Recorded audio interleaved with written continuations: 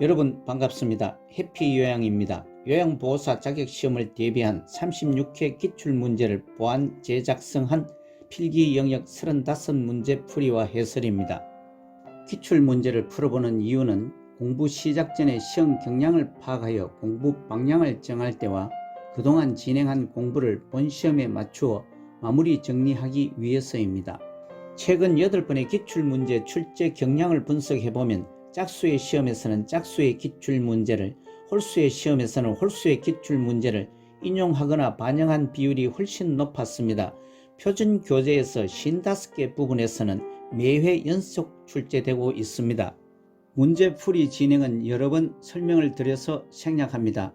처음 오신 분은 일시 정지하시고 읽어보시거나 핵심 모의고사나 기출문제 등에서 시작 부분을 참조하시기 바랍니다. 문제풀이와 해설을 시작합니다. 각 문제에서 가장 적합한 답을 하나만 고르시오. 1번입니다. 노년기 심리적 특성으로 옳은 것은 1. 외향성이 나타난다. 2. 의존성이 증가한다. 3. 의사결정이 빠르다. 4. 친근한 사물에 대한 애착이 사라진다.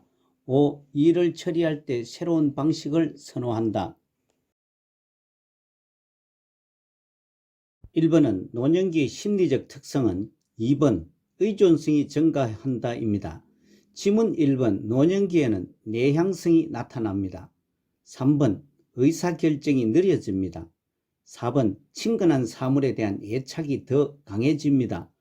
5번 일을 처리할 때 새로운 방식에 대하여 저항합니다. 아래 참고사항과 같이 노년기 심리적 특성은 우월적 경향, 내향성, 조심성, 경직성, 의존성이 증가하고 생에 대한 회고의 경향과 친근 사물에 대한 애착심, 유산을 남기려는 경향이 나타납니다. 다음 2번입니다. 수정 확대 가족의 특징으로 옳은 것은 1. 조부모와 손자녀로 구성되어 있다. 2. 결혼한 자녀와 부모가 함께 거주한다. 3. 노인과 친인척 간의 교류가 활발하다. 4. 부모 중 한 명과 미성년 자녀가 함께 산다. 5. 성인 자녀가 근거리에 살면서 노부모를 보살핀다. 2번은 수정 확대 가족의 특징은 아래 참고사항과 같이 수정 확대 가족은 노인 부모가 자녀와 근거리에 살면서 자녀의 보살핌을 받는 가족 형태를 말합니다. 따라서 5번 성인 자녀가 근거리에 살면서 노부모를 보살핀다가 맞습니다. 지문 1번 조부모와 손자녀로 구성되어 있는 것은 조선가족이며 수정 확대 가족은 부모와 자녀가 근거리에 따로 사는 것이 특징입니다. 2번 결혼한 자녀와 부모가 따로 거주를 합니다. 3번 노인과 자녀가 자주 교류하면서 상호작용을 합니다. 4번 부모와 자녀가 근거리에 따로 사는 것이 특징입니다. 3번입니다. 노인장기요양보험 급여 대상자는 1. 백내장 수술을 한 65세 남자. 2. 관절염으로 수술을 한 70세 여자. 3. 골절로 병원에 입원 중인 60세 남자. 4. 혼자서 일상생활이 가능한 75세 여자. 5. 뇌경색으로 일상생활이 어려운 50세 남자. 3번은 노인장기요양보험급여 대상자는 먼저 아래 참고사항을 보시면 노인장기요양보험급여 대상자는 65세 이상인 자 또는 65세 미만이지만 노인성 질병을 가진 자로 거동이 불편하거나 치매 등으로 인지가 저하되어 6개월 이상 기간 동안에 혼자서 일상생활을 수행하기 어려운 사람이 대상입니다. 따라서 5번 뇌경색으로 일상생활이 어려운 50세 남자입니다가 맞습니다. 이것은 65세 미만이지만 노인성 질병인 뇌경색과 일상생활이 어렵기 때문입니다. 지문 1번 백내장 수술을 한 65세 남자는 65세 이상인 자라야 하고 일상생활 수행 가능 여부도 판단해야 할 사항입니다. 2번 관절염으로 수술을 한 70세 여자는 혼자서 일상생활이 가능하므로 해당이 안됩니다. 3번 골절로 병원 입원자는 해당이 되지 않고 65세 이상인 자라야 합니다. 4번 혼자서 일상생활이 가능한 75세 여자는 65세 이상인 자이더라도 일상생활이 가능하면 노인장기요양보험급여 대상이 되지 않습니다. 다음 4번입니다. 노인장기요양 인정 절차에 관한 설명으로 옳은 것은 1. 지방자치단체에 장기요양 인정을 신청한다. 2. 신청자가 동의하면 사회복지전담공무원이 대신 신청할 수 있다. 3. 장기요양 인정 방문조사는 등급판정위원회에서 실시한다. 4. 국민건강보험공단의 방문조사원이 장기요양 등급을 1차로 판정한다. 5. 보건복지부는 1차 장기요양 등급 판정 결과를 심의하여 최종 판정한다. 4번 노인 장기요양 인정 절차에 관한 설명은 2번 신청자가 동의하면 사회복지전담공무원이 대신 신청할 수 있다가 맞습니다. 지문 1번 장기요양 인정 신청은 국민건강보험공단에 합니다. 3번 장기요양 인정 방문조사는 등급판정위원회에서 실시하지 않고 국민건강보험공단에서 합니다. 4번 국민건강보험공단 방문조사원이 아니고 국민건강보험공단에서 장기요양 등급을 1차로 판정을 합니다. 5번 1차 장기요양 등급 판정 결과를 심의하여 최종 판정하는 것은 등급판정위원회입니다. 아래 참고사항은 장기요양 인정 신청 및 판정 절차로 신청은 수급권자가 하고 국민건강보험공단에서 방문조사를 하여 1차 판정을 하고 다음 등급판정위원회에서 등급판정을 한 후 결과를 통보합니다. 5번입니다.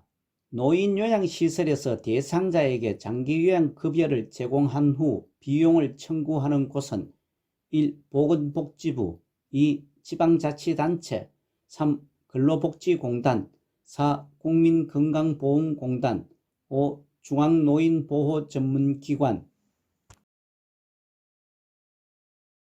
5번은 노인요양시설에서 대상자에게 장기요양급여를 제공한 후 비용을 청구하는 곳은 4번 국민건강보험공단입니다. 아래 참고사항은 장기요양기관은 수급자에게 재가급여 또는 시설급여를 제공한 경우 공단에 장기요양급여 비용을 청구한다로 노인장기요양보험법 제38조에 규정하고 있습니다. 다음 6번입니다. 노인장기요양보험 표준서비스 중 개인활동지원서비스에 해당하는 것은 1. 말벗 2. 편지대필 3. 구강관리 돕기 4. 청소 및 주변 정돈 5. 관공서 방문 시 동행 6번의 노인장기요양보험 표준서비스 중 개인활동지원서비스는 5번 관공서 방문 시 동행입니다. 1번 말벗과 2번 편지대필은 정서지원 서비스이고 3번 구강관리 돕기는 신체활동 지원 서비스이며 4번 청소 및 주변 정돈은 일상생활 지원 서비스에 해당이 됩니다. 아래 참고사항과 같이 노인장기요양보험법 시행규칙에는 노인장기요양보험 표준서비스 분류를 신체활동 지원, 기능회복훈련 지원, 치매관리 지원, 응급, 시설환경관리, 간호처치 서비스 등 10가지로 분류하고 있습니다. 7번입니다. 요양보호 서비스 제공 원칙으로 옳은 것은 1. 대상자 가족 중심으로 서비스를 제공한다. 2. 대상자가 자립생활을 할 수 있도록 지원한다. 3. 응급 상황 시 우선순위에 따라 의료 행위를 한다. 4. 대상자의 개인적 욕구보다 기관의 지침을 중시한다. 5. 대상자의 상태가 달라지면 요양보호사가 서비스를 조정한다. 7번은 요양보호사 서비스 제공 원칙은 2번 대상자가 자립생활을 할 수 있도록 지원한다입니다. 지문 1번 요양보호 서비스는 가족이 아니고 대상자 중심으로 제공해야 합니다. 3번 응급상황 시 요양보호사는 의료행위를 해서는 안 되고 응급처치 의사에게 보고할 수 없는 상황인 경우 가까운 의료기관으로 대상자를 옮깁니다. 4번 요양보호 서비스는 대상자의 개인 욕구를 중시해야 합니다. 5번 대상자의 상태가 달라지면 시설장 또는 관리 책임자에게 신속하게 보고해야 합니다. 8번입니다. 다음에서 시설 대상자가 침해받은 권리는 대상자의 휴대전화 사용을 제한함, 사전 동의 없이 대상자의 사진을 촬영함, 1. 차별을 받지 않을 권리, 2. 신체 구속을 받지 않을 권리, 3. 충분한 정보를 제공받을 권리, 4. 사생활과 비밀 보장에 관한 권리, 5. 시설 정보에 대한 접근성을 보장받을 권리. 8번은 다음 대상자의 휴대전화 사용을 제한하고 사전 동의 없이 대상자의 사진을 촬영하는 제시된 사례에서 시설 대상자가 침해받은 권리는 4번 사생활과 비밀 보장에 관한 권리입니다. 지문 1번 차별을 받지 않을 권리와 2번 신체 구속을 받지 않을 권리는 시설에서 생활 단계에 해당됩니다. 3번 충분한 정보를 제공받을 권리는 입소 계약 단계이며 5번 시설 정보에 대한 접근성을 보장받을 권리는 입소 전 단계입니다.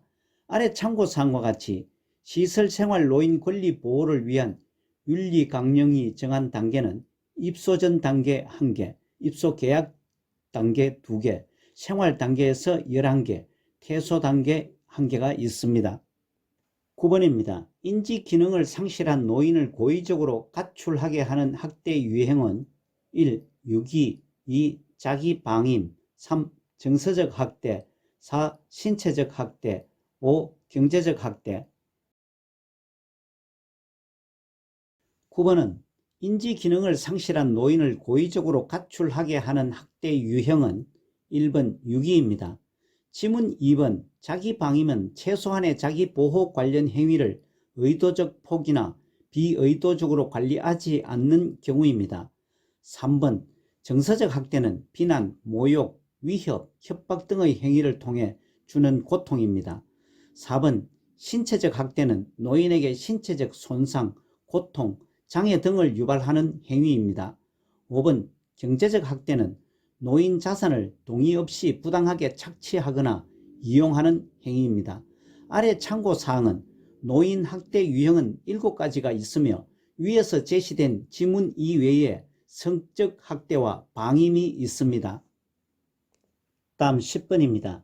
요양보호사 채용 과정에서 기관장이 다음과 같이 말했을 때 요양보호사가 침해받은 권리는 지원서를 보니 나이가 많아 어르신을 돌보는 업무가 힘들 것 같네요. 1. 자유권, 2. 참정권, 3. 평등권, 4. 신체적 안전보장 권리, 5. 휴식 및 여가 보장 권리. 10번의 제시문 지원서를 보니 나이가 많아 어르신을 돌보는 업무가 힘들 것 같네요 라며 요양보호사 채용 과정에서 기관장이 말했을 때 요양보호사가 침해받은 권리는 3번 평등권입니다. 요양보호사 기본적 인권 항목에 고용 형태, 연령, 성별, 출신 지역 및 종교 등에서 차별받지 않아야 한다라고 명시되어 있습니다. 아래 참고사항에서와 같이 요양보호사 인권 보호를 위한 법적 근거는 노인장기요양보험법 제41조의 2에 규정되어 있습니다. 11번입니다. 다음에 해당하는 성희롱의 유형은 음란한 사진을 전송함, 고의적으로 엉덩이를 노출함, 1. 육체적 성희롱, 2. 언어적 성희롱, 3. 시각적 성희롱, 4. 심리적 성희롱, 5. 사회적 성희롱. 11번 다음 음란한 사진을 전송함, 고의적으로 엉덩이를 노출함에 해당하는 성희롱의 유형은 3번 시각적 성희롱입니다. 아래 참고사항과 같이 성희롱은 이성에게 상대편의 의사에 관계없이 성적으로 수치심을 주는 말이나 행동을 말합니다. 지문 1번 육체적 성희롱은 신체 접촉에 의한 행위이고 2번 언어적 성희롱은 음란한 농담과 외모에 대한 비유 등이고 4번 심리적 성희롱은 비난 등 심리적 괴롭힘입니다. 5번 사회적 성희롱은 사회 통념상 성적 굴욕감을 유발하는 언어나 행동을 말합니다. 다음 12번입니다. 대상자에게 서비스를 제공할 때 요양보호사가 지켜야 할 직업윤리 원칙은 1. 개인의 선호를 인정한다. 2. 대상자와 수직적인 관계를 유지한다. 3. 학대 발견 시 가족에게 알리지 않는다. 4. 업무에 협조하지 않을 경우 서비스를 종결한다. 5. 종교에 상관없이 시설 내 종교 행사에 참석시킨다. 12번 대상자에게 서비스를 제공할 때 요양보호사가 지켜야 할 직업윤리 원칙은 1번 개인의 선호를 인정한다입니다. 지문 2번 대상자와 대등한 관계임을 인식해야 합니다. 3번 학대 발견 시는 반드시 신고해야 합니다. 4번 업무에 협조하지 않을 경우 서비스를 종결해서도 안 됩니다. 5번 종교에 상관없이 시설 내 종교 행사에 참석을 강요해서는 안 됩니다. 13번입니다. 요양보호사가 지켜야 하는 행동규범으로 옳은 것은 1. 장기 요양기관을 알선한다. 2. 자신의 활동이 모든 요양보호사를 대표한다고 생각한다. 3. 대상자로 인한 업무 고충을 보호자에게 토로한다. 4. 요양보호사의 개인적 용무는 서비스 제공 중에 처리한다. 5. 대상자의 건강 상태와 악화될 경우 보호사가 스스로 해결한다. 13번 요양보호사가 지켜야 하는 행동규범은 2번 자신의 활동이 모든 요양보호사를 대표한다고 생각한다가 옳습니다. 지문 1번 요양보호사가 장기요양기관을 알선하는 것은 금지 행위입니다. 3번 대상자로 인한 업무 고충을 보호자에게 토로하지 않아야 합니다. 4번 요양보호사의 개인적 용무는 서비스 제공 중에 하지 않아야 합니다. 5번 대상자의 건강 상태가 악화될 경우 요양보호사가 시설장 또는 관리 책임자에게 보고해야 합니다. 14번입니다. 다음 상황에서 직업윤리를 준수한 요양보호사의 태도는 서비스 제공 중 전화통화 내용을 우연히 듣게 된 요양보호사는 대상자의 사업부도 사실을 알게 되었다. 1. 대상자를 공감하며 위로한다. 2. 다른 대상자에게 이야기한다. 3. 동료 요양보호사에게 전달한다. 4. 대상자에게 부도 사유를 묻는다. 5. 비밀로 유지하고 내색하지 않는다. 14번은 다음 서비스 제공 중 전화통화 내용을 우연히 듣게 된 요양보호사는 대상자의 사업부도 사실을 알게 되었다. 라는 상황에서 직업윤리를 준수한 요양보호사의 태도는 5번 비밀로 유지하고 내색하지 않는다가 적절한 태도입니다. 지문 1번 대상자를 공감하며 위로한다와 4번 대상자에게 부도 사유를 묻는다는 5번 답과 같이 모르는 척 해주는 것도 예의 바른 행동이 될 수 있습니다. 2번 다른 대상자에게 이야기한다와 3번 동료 요양보호사에게 전달한다는 것은 개인정보를 비밀로 유지해야 합니다. 아래 참고사항과 같이 직업윤리 원칙에도 업무상 알게 된 개인정보는 비밀로 유지해야 합니다. 15번입니다. 제가 대상자와 신뢰감을 형성하기 위한 방법은 1. 반말로 친근하게 대상자를 대한다. 2. 시선을 맞추며 대상자와 대화를 한다. 3. 대상자가 부재 중에도 서비스를 시작한다. 4. 과도한 신체 접촉으로 친밀감을 표현한다. 5. 계획된 시간보다 연장해서 서비스를 제공한다. 15번 제가 대상자와 신뢰감을 형성하기 위한 방법은 2번 시선을 맞추며 대상자와 대화한다가 맞습니다. 지문 1번 반말로 친근하게 대상자를 대하는 것은 요양보호사는 친절하고 예의 바른 태도와 바른 몸가짐과 언어 생활을 하려고 노력해야 합니다. 3번 대상자가 부재 중일 경우 다음 방문일을 적어 메모로 남겨둡니다. 4번 신체 접촉은 상황에 맞게 하며 너무 과장되지 않게 해야 합니다. 5번 계획된 시간보다 연장해서 서비스를 제공한다는 것은 요양보호사는 원칙과 절차에 따라서 업무를 해야 합니다. 다음 16번입니다. 요양보호사에게 나타날 수 있는 수근관 증후군에 관한 설명으로 옳은 것은 1. 밤에 통증이 완화된다. 2. 손목을 굴곡시키면 통증이 감소된다. 3. 손목에서 팔꿈치까지 강직이 나타난다. 4. 손을 털면 저림과 통증이 완화될 수 있다. 5. 새끼손가락과 연결된 손바닥 감각이 둔해진다. 16번 요양보호사에게 나타날 수 있는 수근관 증후군에 관한 설명은 4번 손을 털면 저림과 통증이 완화될 수 있다가 맞습니다. 지문 1번 밤에 통증이 완화되지 않고 오히려 악화됩니다. 2번 손목을 굴곡시키면 통증이 악화되는 경향이 있습니다. 3번 손목에만 통증과 강직이 나타납니다. 5번 새끼손가락과 연결된 손바닥 감각이 둔해진다는 것은 새끼손가락이 아니고 엄지손가락과 연결된 손바닥이 둔해집니다. 아래 참고사항은 수근관 증후군은 손목 관절이 좁아지거나 내부 압력이 증가하여 신경이 자극되는 경우 손목에 통증이 나타나는 것을 말합니다. 17번입니다. 감염 발생 가능성이 높은 요양보호사의 행위는 1. 손톱을 둥글게 짧게 자른다. 2. 정기적으로 건강검진을 받는다.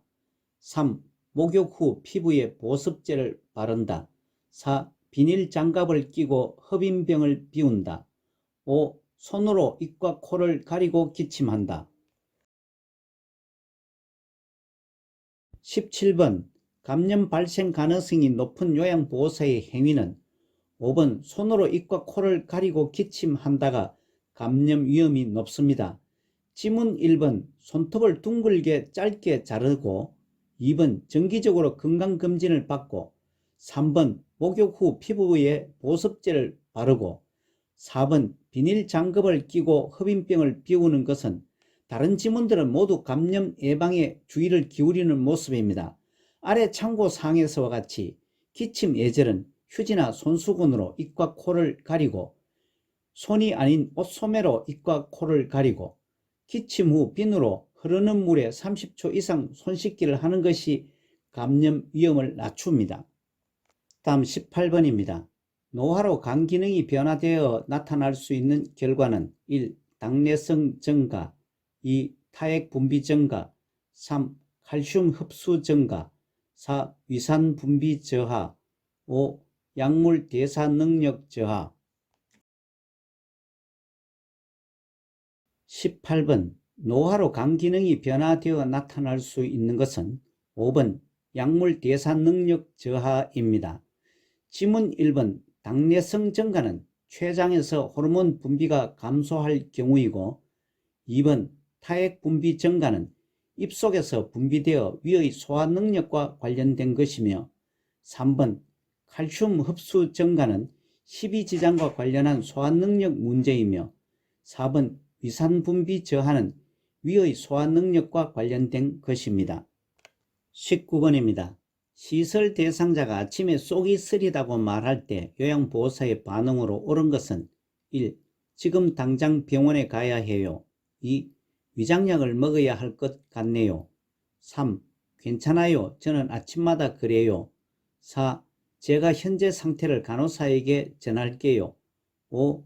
위가 쉬어야 하니까 아침 식사를 거르세요. 19번은 시설 대상자가 아침에 속이 쓰리다고 말할 때 요양보호사의 반응으로 옳은 것은 4번 제가 현재 상태를 간호사에게 전할게요가 가장 적절합니다. 다른 지문들은 요양보호사의 활동 범위 바뀌거나 부적절한 반응입니다. 아래 참고사항에서는 요양보호사의 활동에 관한 것으로 대상자가 정상적이지 않은 상태를 보이거나 평소와 다르게 상태가 안 좋은 방향으로 변화되었을 때 가족과 상의하여 의료기관을 찾도록 하고 시설장이나 간호사에게 신속히 보고해야 합니다. 다음 20번입니다. 항결핵제 복용 방법에 관한 설명으로 옳은 것은 1. 2주 동안 복용한다. 2. 증상이 없으면 복용량을 줄인다. 3. 약물 복용이 끝날 때까지 격리한다. 4. 주기적으로 간 기능 검사를 하면서 복용한다. 5. 항결핵제 중 한 가지 약물을 복용하는 것이 원칙이다. 20번 항결핵제 복용 방법에 관한 설명은 4번 주기적으로 간 기능 검사를 하면서 복용한다가 맞습니다. 지문 1번 정해진 처방 기간에 충실하게 복용해야 합니다. 2번 증상이 없어도 자의로 중단이나 복용량을 줄여서 먹으면 안 됩니다. 3번 감염성이 없다고 판정될 때까지 격리를 합니다. 5번 항결핵제 약은 처방에 따라서 약물을 복용하는 것이 원칙입니다. 아래 참고사항과 같이 항결핵제는 종류와 약의 양이 많고 복용기간이 길고 약의 투여기간, 방법 등은 의사의 처방에 따라야 합니다. 21번입니다. 노화에 따른 근골격계 변화는 1. 인대의 탄력성 감소, 2. 허리의 피하지방 감소, 3. 뼈의 질량 증가, 4. 다리의 지방 증가, 5. 근육의 긴장도 증가. 21번은 노화에 따른 근골격계 변화는 1번 인대의 탄력성 감소가 맞습니다. 지문 2번 허리의 피하 지방은 감소되지 않고 오히려 증가를 합니다. 3번 뼈의 질량은 감소합니다. 4번 다리의 지방도 감소합니다. 5번 근육의 긴장도는 저하됩니다. 아래 참고사항은 근골격계는 근육이나 힘줄, 인대, 뼈 등의 조직을 말합니다. 다음 22번입니다.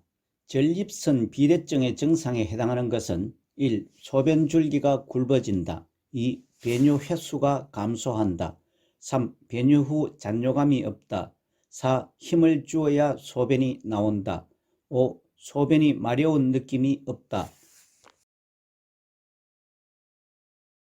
22번 전립선 비대증의 증상은 4번 힘을 주어야 소변이 나온다입니다.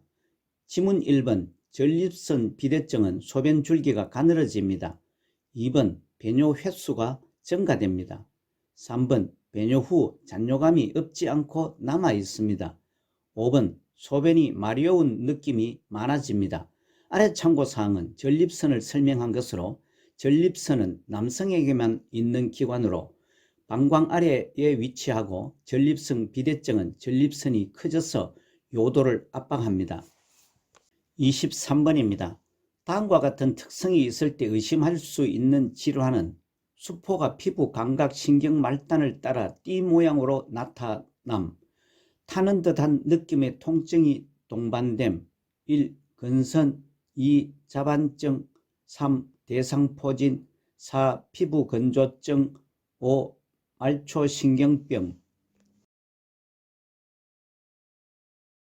23번은 다음 수포가 피부 감각 신경 말단을 따라 띠 모양으로 나타나고 타는 듯한 느낌의 통증이 동반되는 특성이 있을 때 의심할 수 있는 질환은 3번 대상포진입니다.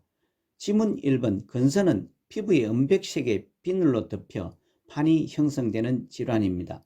2번 자반증은 피부에 붉고 보라색의 색이 있는 것이고 4번 피부 건조증은 피부 외층이 건조해지며 거칠해지는 현상입니다.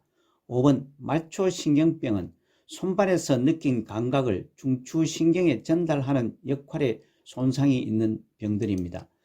참고로 대상포진은 수두를 일으키는 바이러스에 의한 피부와 신경에 염증이 생기는 질환입니다.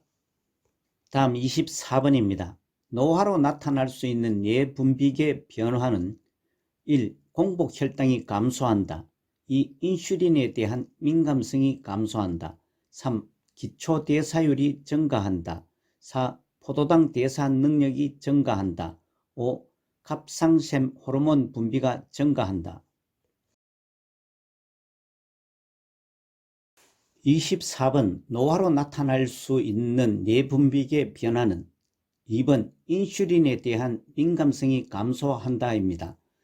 지문 1번 공복 혈당이 감소하지 않고 상승합니다.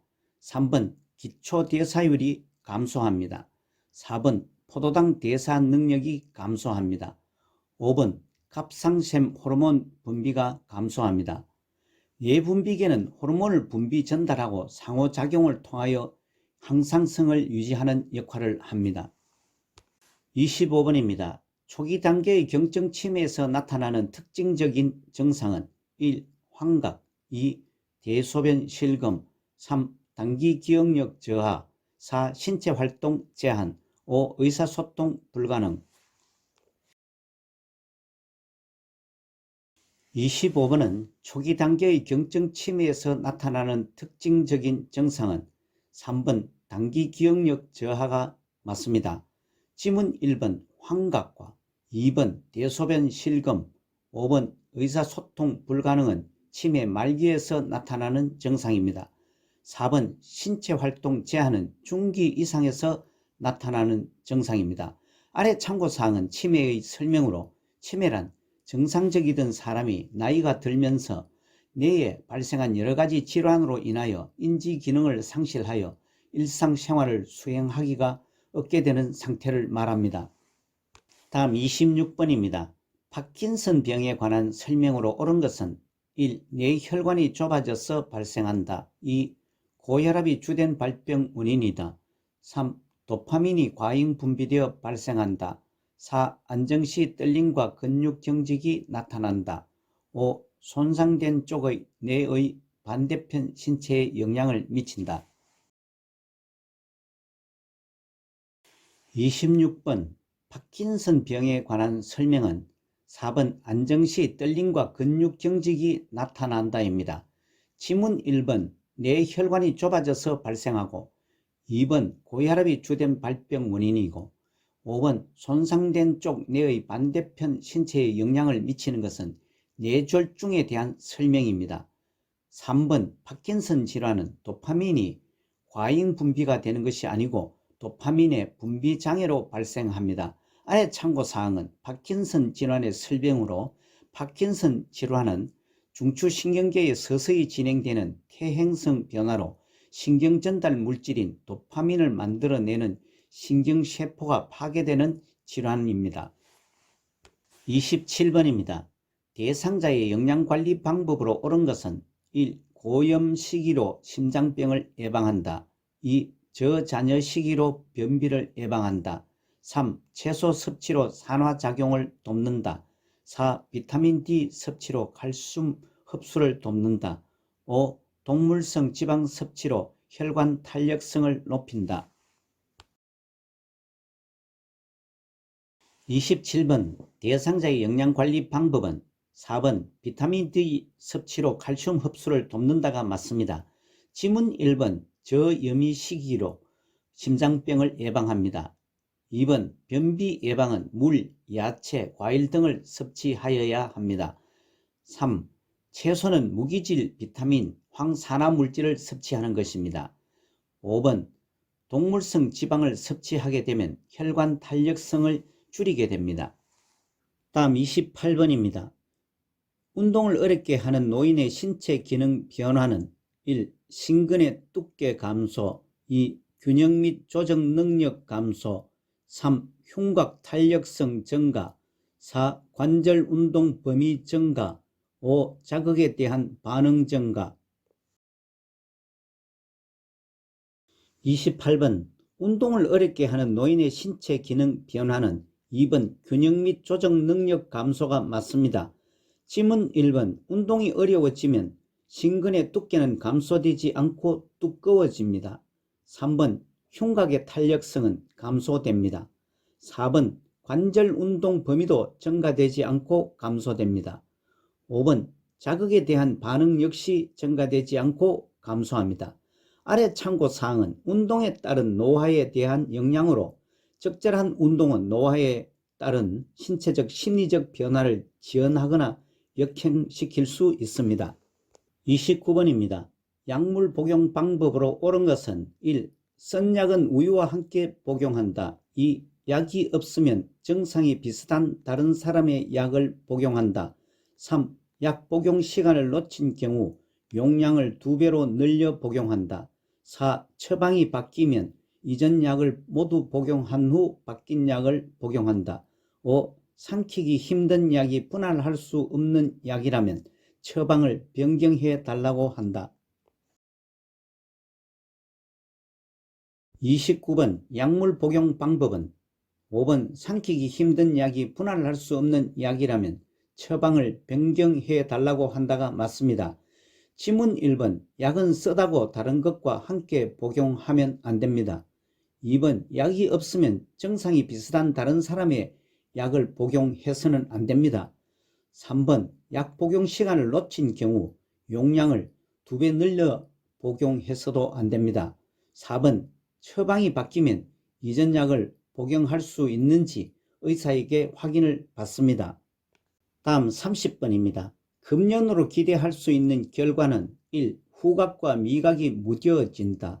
2. 혈압이 정상보다 높아진다. 3. 심장 발작 위험이 증가한다. 4. 폐암으로 사망할 확률이 증가한다. 5. 혈중 일산화탄소량이 정상으로 회복된다. 30번은 금연으로 기대할 수 있는 결과는 5번 혈중 일산화탄소량이 정상으로 회복된다가 맞습니다. 지문 1번 금연을 하게 되면 후각과 미각이 향상됩니다. 2번 혈압 수준이 좋아집니다. 3번 심장 발작 위험이 줄어듭니다. 4번 폐암으로 사망할 확률이 감소합니다. 이 문제는 질문에서 금연과 흡연을 순간적인 착오를 주의하시기 바랍니다. 지문을 다 읽지 않으면 1번을 선택하고 다음 문제로 넘어가는 대표적 사례이기도 합니다. 지문을 다 읽는 습관도 중요합니다. 오른쪽 참고 그림은 흡연으로 발생할 수 있는 암의 이름들입니다. 31번입니다. 노인이 10년마다 추가로 받아야 하는 예방접종은 1. 백일해 2. 파상풍 3. 폐렴구균 4. 대상포진 5. 인플루엔자 31번 노인이 10년마다 추가로 받아야 하는 예방접종은 2번 파상풍입니다. 아래 참고사항과 같이 파상풍, 디프테리아, 백일해는 1차 기본 접종을 하고 이후 10년마다 파상풍과 디프테리아는 추가 접종을 해야 합니다. 폐렴구균과 대상포진은 1회 접종으로 예방이 가능하고 인플루엔자는 매년 접종을 권장하고 있습니다. 다음 32번입니다. 요양보호 기록의 목적은 1. 장기요양 서비스의 비용 절감 2. 요양보호사의 업무 부담 완화 3. 요양보호 업무의 원활한 연계 4. 문제 발생 시 법적 책임 회피 5. 장기요양 서비스 제공시간 단축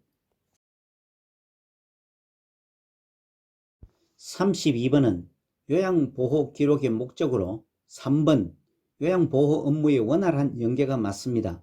아래 참고사항과 같이 요양보호사의 기록 목적은 7가지로 설명을 하고 있습니다.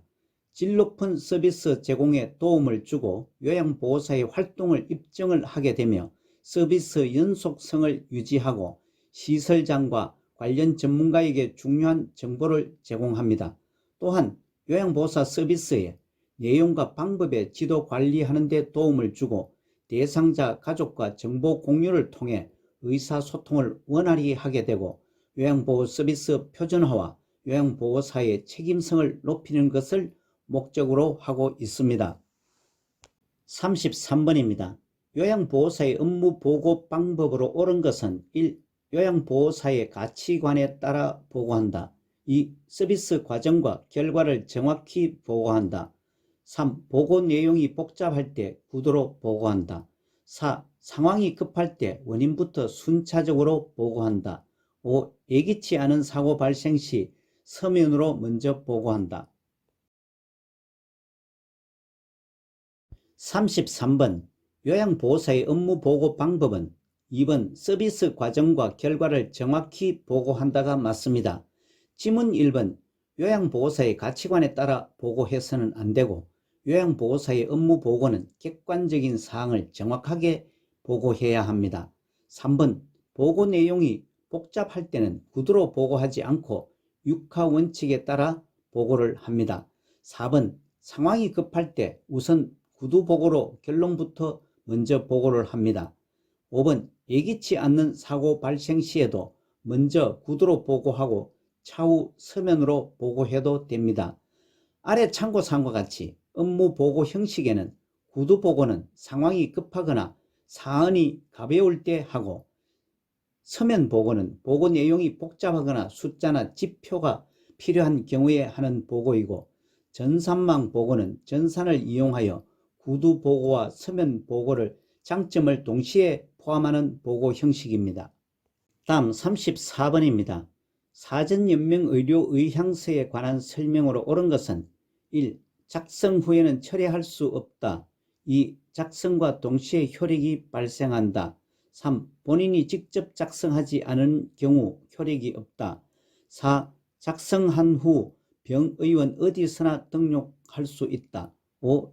연명의료 중단 시 통증 완화를 위한 의료행위가 중단된다. 34번은 사전연명의료의향서에 관한 설명으로 3번 본인이 직접 작성하지 않은 경우 효력이 없다가 맞습니다. 지문 1번 작성 후에는 철회할 수 없는 것이 아니고 사전연명의료의향서는 작성 후 내용을 변경하거나 철회할 수 있습니다. 2번 반드시 등록기관에 등록해야 효력이 발생합니다.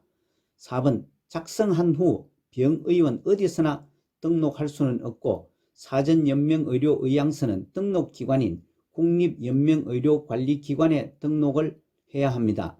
5번 연명의료 중단 시 통증 완화를 위한 의료행위가 중단되지 않고 사전연명의료의향서는 작성하고 등록하더라도 통증 완화를 위한 의료행위와 영양분 공급, 물 공급, 산소의 단순 공급은 보류하거나 중단할 수 없습니다.